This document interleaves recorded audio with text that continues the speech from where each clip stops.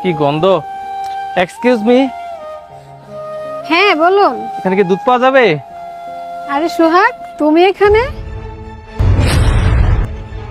কিরে সোহাগ, এই গোয়ালিনী তো তোর চিনি, তুই কি আগে ওর সাথে গরুরে ঘাস খাওয়াইতি নাকি? আরে না না, তুই যেটা ভাবছিস সেটা না। এই মেয়ে, তুমি আমার নাম ধরে ডাকতেছো কেন? তুমি কি আমাকে চিনো? আরে সোহাগ, তুমি আমাকে চিনতে পারছো না? আমরা দুজন একই ক্লাসে পড়তাম। আমার নাম আইরিন। আইরিন? আমরা দুজন একসাথে পড়তাম। ও, তুমি ক্লাসের টপার আইরিন? হ্যাঁ। তুমি তাও আবার এই অবস্থায়? রিয়াজ, তোকে আমি একটা মেয়ের কথা বলছিলাম না? হ্যাঁ। আমি যাকে প্রপোজ করেছিলাম ও আমাকে রিজেক্ট করেছে, এটাই সেই মেয়ে।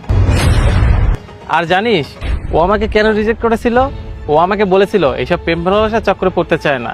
আমাকে বলেছিল ও অনেক পড়াশোনা করবে, পড়াশোনা করে নাকি ও অনেক বড় হবে।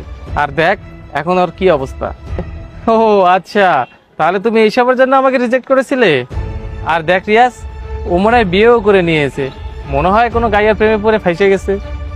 আরে তুই আমার বন্ধুকে না বলেছিস? আরে তুই যদি হ্যাঁ বলতি তাহলে ওই রাজপ্রাসাদে তুই রানী হয়ে থাকতি, তখন এই গোবর পরিষ্কার করতে হইতো না। কোনো ব্যাপার না, আগের কথা তুলে এখন কি লাভ? বলো তুমি এখানে কেন আসছো?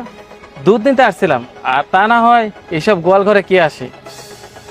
কিন্তু আমি এটা ভাবিনি যে এখানে এসে আমার তোমার সাথে দেখা হয়ে যাবে। যাই হোক, তোমাকে দেখে না আমার দয়াও লাগছে,